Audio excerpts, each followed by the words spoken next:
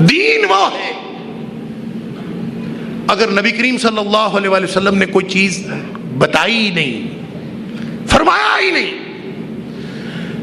تو پھر اس سے پہلے کیا تھا؟ اگر نبی کریم صلی اللہ علیہ وسلم کی ذات اقدس کو، آپ کی لائی ہوئی تعلیمات کو، آپ کے سکھائے ہوئے دین کو، آپ کے پہنچائے ہوئے علم کو، اس کو مائنس کر دے، پیچھے کیا رہ جاتا ہے؟ اس کو نکال دے درمیان میں سے. یہی تو احسان تھا. اللہ کا قرآن تھا، نبی پاک صلی اللہ علیہ وسلم کا فرمان تھا. سیرت تو پڑھ لینا، واقعات پڑھ لینا، اور یہ سمجھ میں نہ آئے کہ نبی پاک صلی اللہ علیہ وسلم کیوں تشریف لائے، تو سوائے قصہ کہانیوں کے اور کچھ باقی نہیں رہتا.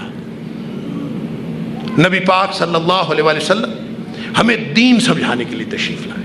اس لیے جب خطبہ حجۃ الوداع کے موقع پر یہ آیت نازل ہوئی، اليوم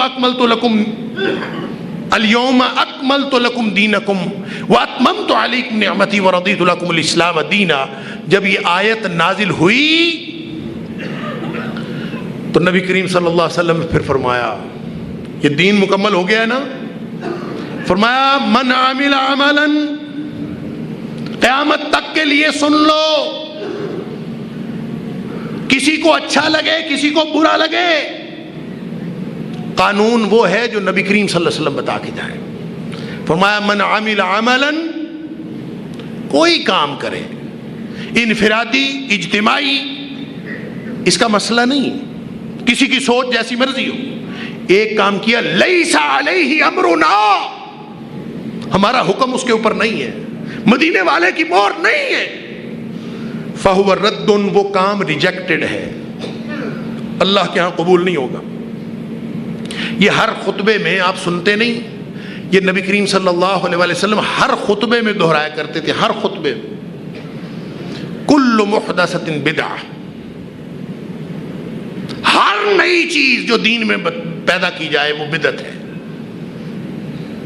وَكُلُّ بِدْعَةٍ ضَلَالَةٍ، اور ہر بدعت وہ گمراہی ہے، کوئی استثناء نہیں ہے، ہر بدعت گمراہی. اور امام مالک رحمت اللہ علیہ نے تو بہت بڑی بات کہہ دی کہ دیکھیں ہم کوئی نیا کام شروع کرتے ہیں، ہم پتہ کیا سوچ کے شروع کرتے ہیں، کام تو اچھا ہے نا، کام تو اچھا ہے نا، آخر اس میں محبت کا اظہار ہے، اس میں نسبت کا اظہار ہے، اس میں بہت سارے فوائد ہیں، کام تو اچھا ہے. امام مالک فرماتے ہیں جس شخص نے کوئی کسی نئے کام کا آغاز کیا دین میں اور یہ سمجھ کے کیا کہ وہ اچھا ہے، اللہ اکبر، اچھا کام دین میں اس نے شروع کیا جو نبی کریم صلی اللہ علیہ وسلم نے نہیں بتایا، اس نے شروع کیا، تو اس کا بھلا کیا مطلب ہے؟ وہ فرماتے ہیں نبی کریم صلی اللہ علیہ وسلم تو سب بتا گئے ہیں نا اچھا ہے یا برا ہے، نبی پاک صلی اللہ علیہ وسلم تو سب بتا گئے، آپ کا فرمان ہے. نبی پاک صلی اللہ علیہ وسلم فرمایا ما ترکت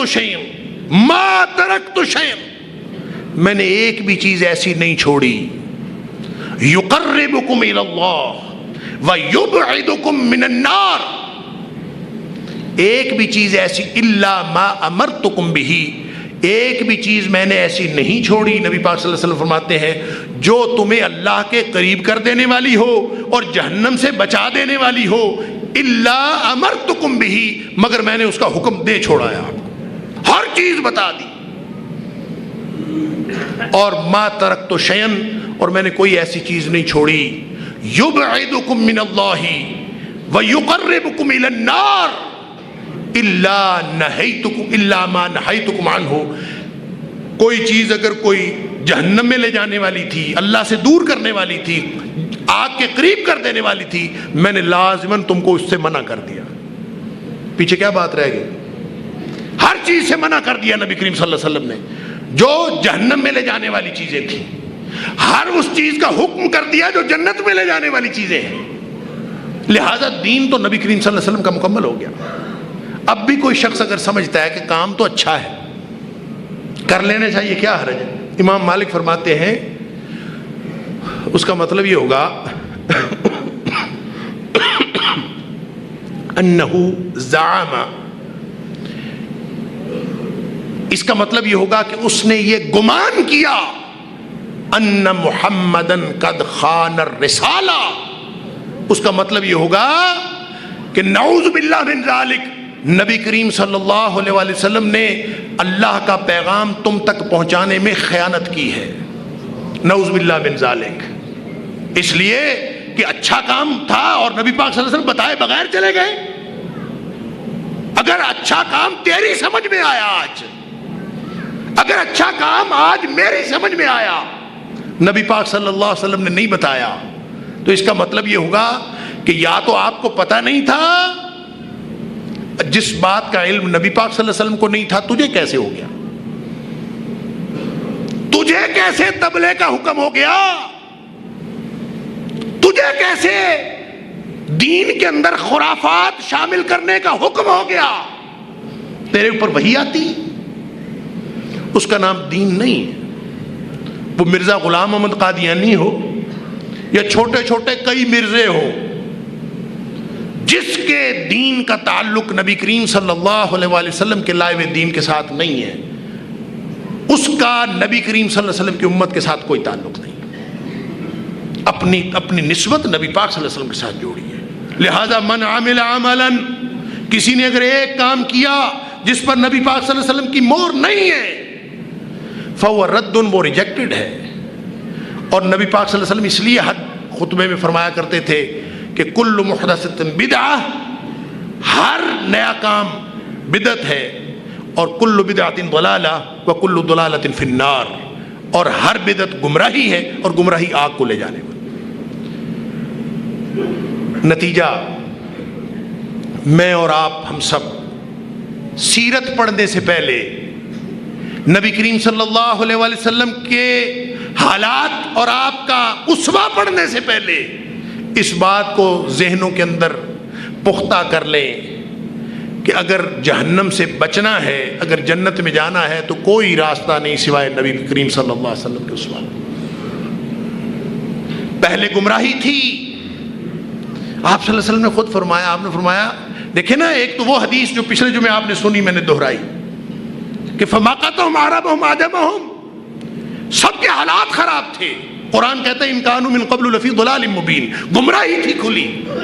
تو پھر نبی پاک صلی اللہ علیہ وسلم نے خود مثال بیان فرمائی، بخاری مسلم کی حدیث ہے، آپ نے فرمایا مثال پتہ ہے کیا ہے میری اور لوگوں کی، اور میری اور آپ کی مثال کیا ہے؟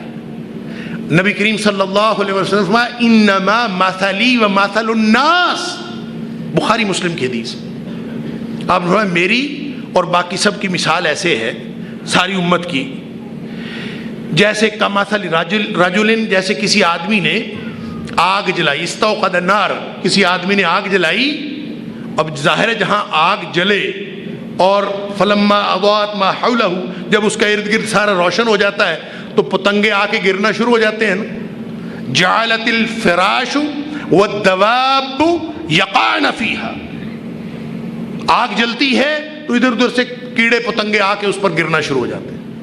نبی کریم صلی اللہ علیہ وسلم نے یہ وضاحت فرمانے کے بعد فرمایا تم اس طرح سے پتنگوں کی طرح جہنم میں جانے کی کوشش کر رہے ہو، اور میں فرمایا فانا آخذ بحجازکم عن النار، میں تمہارے دامن پکڑ پکڑ کے تم کو جہنم سے بچانے کی کوشش کر رہا ہوں۔